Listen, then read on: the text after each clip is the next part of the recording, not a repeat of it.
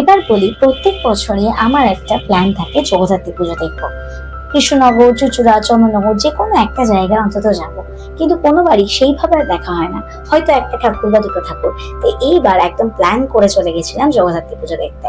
আমার একটু কাজও ছিল, তাই রথ দেখা কলা বেচা একসাথেই হয়ে গেল।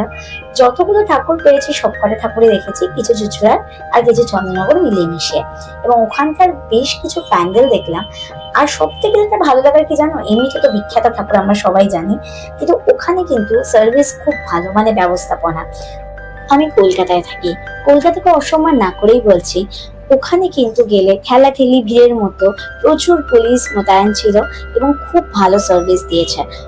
শুধুমাত্র তাই নয়, স্টেশনেও কিন্তু প্রচুর মহিলা পুলিশও ছিল। লাইটিং থেকে শুরু করে পুজোর বিভিন্ন প্যান্ডেলও কিন্তু দারুণ, এক কথায় এর কোনো তুলনা হয় না। এবার পুজো দিয়েছি, আমার অনেক দিনের মনের আশা পূর্ণ হয়েছে। তোমাদের পুজো কেমন কাটলো অবশ্যই জানিও।